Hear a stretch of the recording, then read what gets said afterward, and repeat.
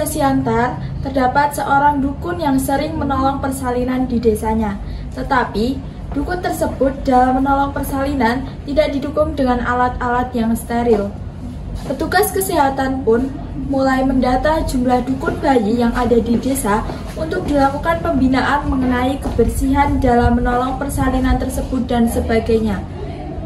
Ada seorang warga yang ingin melahirkan di tengah malam. Bapak, Tani, perutku sakit, Pak. Apa dek, kok bangun tangan gini? Kayaknya aku mau melahirkan loh. Cepet manggil Mak Siti, cepet. Oh ya, tunggu sebentar bisa kan? Ya cepet dulu ya, cepet dah. Suami pun berangkat ke rumah Mak Siti. Sesampai di rumah Mak Siti, Mak, assalamualaikum. Ono apa le? Ayo Mak, cepat. Istri saya Yola mau melahirkan. Ayo Mak, cepat. Oh iya, Mas saya ayo.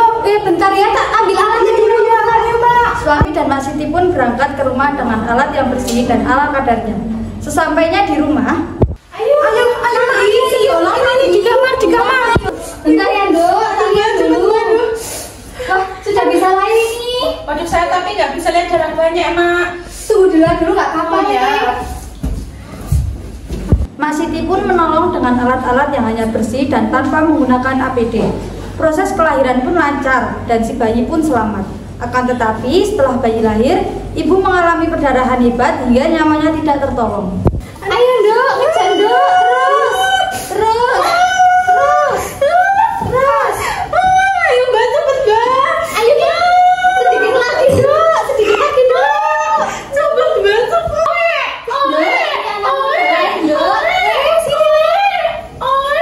Anakku udah lahir, wis ya Nduk, Le. Anakmu udah lahir sehat semua, selamat. Mak pulang dulu ya.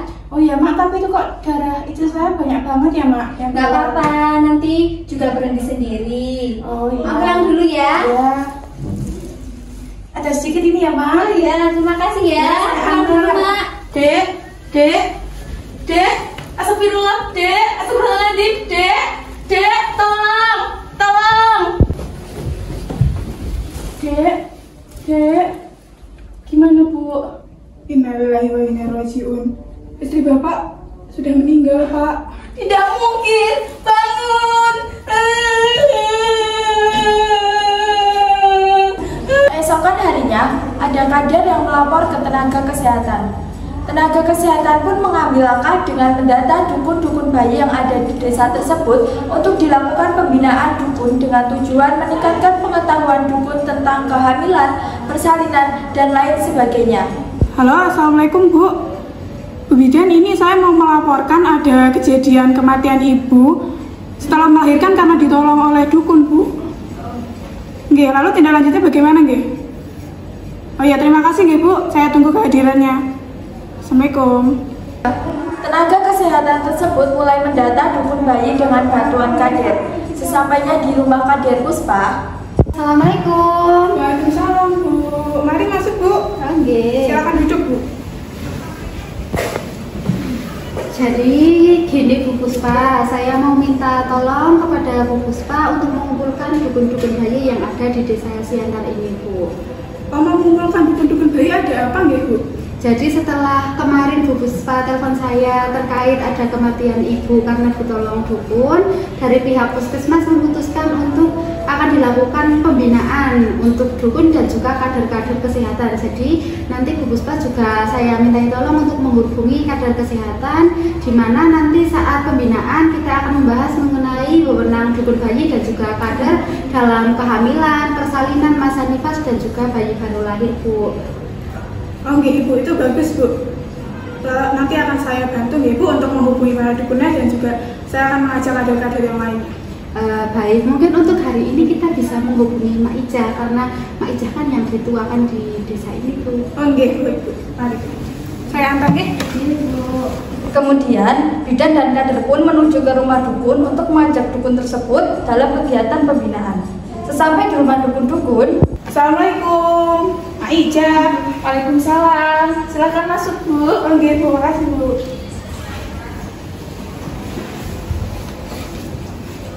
Ada apa ya Ibu Bidan dan Ibu Kader datang ke sini?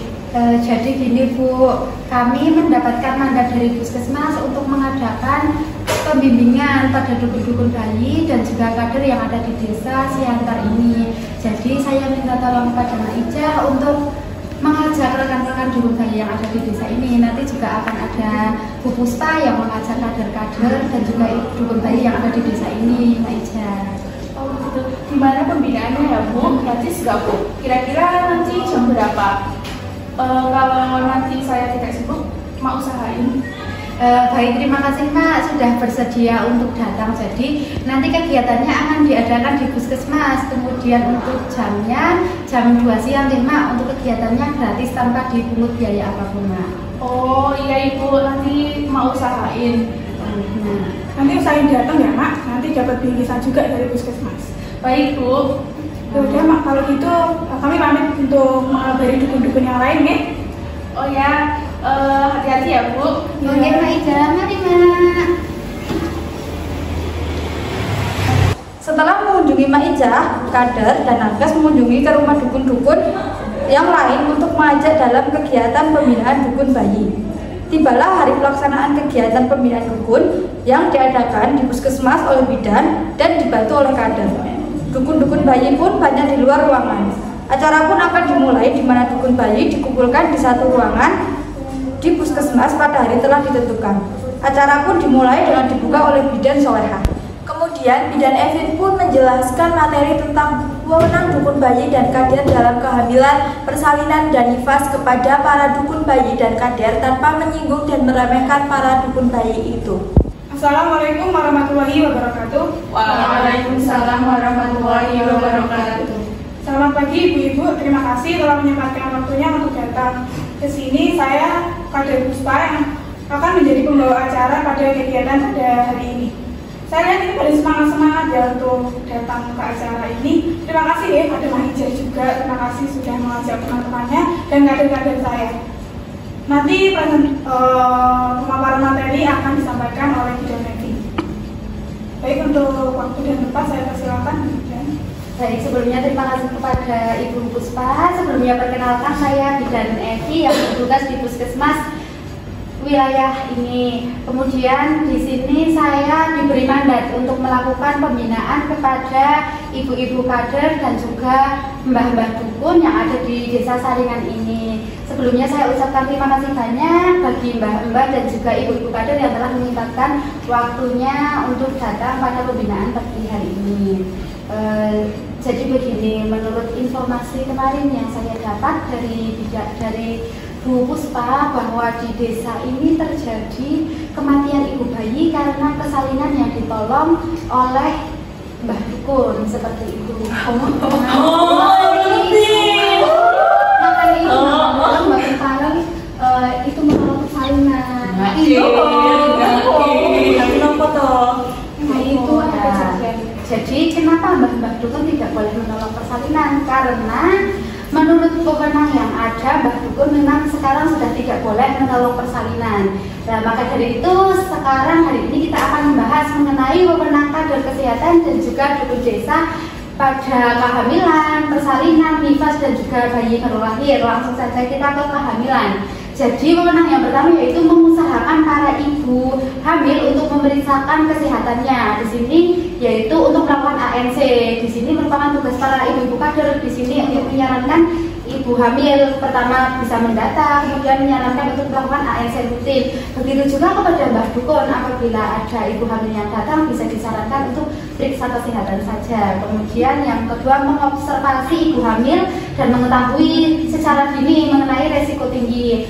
Biasanya di desa itu banyak ibu hamil yang terkena darah tinggi. Lah di situ peran ibu-ibu kader di sini bisa menyarankan ibu tersebut, bukan hanya menyarankan bahwa tapi juga mendampingi ibu-ibu tersebut untuk periksa ke puskesmas untuk ditindaklanjuti. Kemudian tugas yang ketiga di kehamilan ini, tugas ibu kader yang tentunya sudah sering sekali saya bilang kepada ibu-ibu kader untuk mengingatkan kepada ibu hamil untuk meminum tablet tambah darah yang diberikan. Di mana tablet tambah darah ini untuk mencegah anemia, karena pada ibu hamil di sini sering terjadi anemia.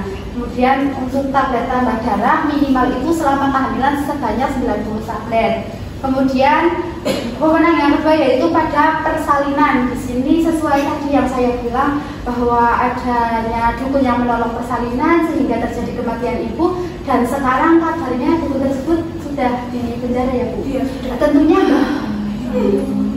Tentunya Mbah Dukun tidak ingin tahu masuk penjara karena persalinan. Jadi di sini kepada Mbah Dukun saya harap untuk tidak melakukan pertolongan persalinan. Kalau ada ibu yang mau persalinan memaksa ke Mbah Dukun, bisa langsung saja dibawa ke puskesmas. Kalau untuk alasan tidak ada biaya, nanti biar ibu-ibu kader yang membantu dengan mengupayakan BPJS yang ada. Karena menurut data yang saya dapat dari Pak Kepala Desa, warga sini itu sudah mendapatkan BPJS semua, tapi tidak digunakan. Nanti kepada ibu kader bisa untuk membantu proses penggunaan BPJS-nya. Kemudian peran Mbah Dukun di sini untuk masalah persalinan tidak boleh menolong, tapi bisa merawat ibu setelah persalinan. Jadi nanti setelah ibu pulang dari puskesmas saat persalinan, Mbah Dukun di sinilah yang bisa berperan. Kemudian untuk ibu-ibu kader bisa merujuk ibu yang akan melahirkan ke fasilitas kesehatan terdekat seperti puskesmas ataupun rumah sakit, karena di desa ini jauh dari rumah sakit.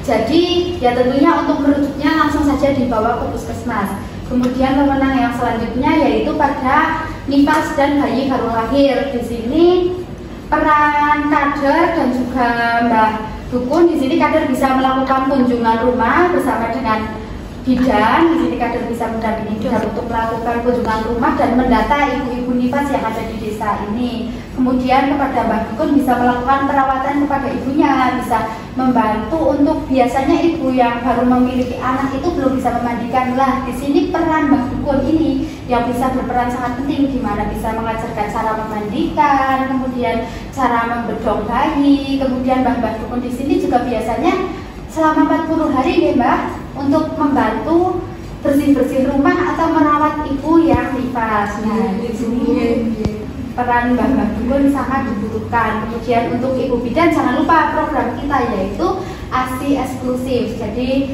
pada ibu-ibu kader selalu mengingatkan kepada ibu yang baru saja melahirkan untuk melakukan ASI eksklusif, yaitu memberikan ASI selama 6 bulan dari usia 0 sampai 6 bulan tanpa diberi makanan tambahan. Seperti itu kepada Mbah Dukun juga untuk gizi ibu hamil. Jadi nanti apabila ada ibu hamil yang bertanya, Mbah ini habis melahirkan enaknya makan apa, bolehnya makan apa, jangan dilarang untuk makan yang amis-amisan ya Mbah Dukun. Karena ternyata makanan yang biasanya amis-amisan itu mengandung banyak protein seperti ikan, kemudian telur itu proteinnya tinggi sehingga mempercepat dalam proses penyembuhan seperti itu. Kemudian kepada Mbah Dukun juga bisa membantu untuk mengedukasi, untuk memberitahu ibu-ibu yang setelah melahirkan untuk selalu menjaga kebersihan. Jadi nanti ibu-ibunya disarankan untuk mandi setiap hari, jangan dilarang untuk mandi ya Mbah. Sampai di sini kepada mbah-mbah dan ibu-ibu kader, apakah ada yang ingin ditanyakan atau sudah cukup jelas penjelasannya? Sudah sangat cukup. Baik, jika sudah cukup jelas, mungkin sekian yang dapat saya sampaikan. Kepada Mbah Dukun sekali lagi saya mohon untuk tidak melakukan pertolongan persalinan, untuk mencegah hal-hal yang tidak kita inginkan yang sudah terjadi, biarlah terjadi dan menjadi pelajaran untuk kita semua. Kemudian kepada ibu-ibu kader juga saya harap bisa menjadi kader yang bisa bekerja secara maksimal sehingga bisa mewujudkan kesehatan desa ini secara maksimal. Mungkin sekian waktu dan tempat saya kembalikan kepada Bu Puspa. Baik, terima kasih kepada Bidan Evi yang telah memberikan ilmunya kepada kita semua. Untuk Mbah Dukun dan kader-kader saya, adakah yang ingin ditanyakan kepada Bidan Evi? Baik, jika tidak ada, terima kasih untuk waktunya bisa datang ke sini. Baik, saya akhiri. Assalamualaikum warahmatullahi wabarakatuh. Waalaikumsalam warahmatullahi wabarakatuh. Mbak, jangan lupa nanti bingkisannya bisa diambil ya, Mbak.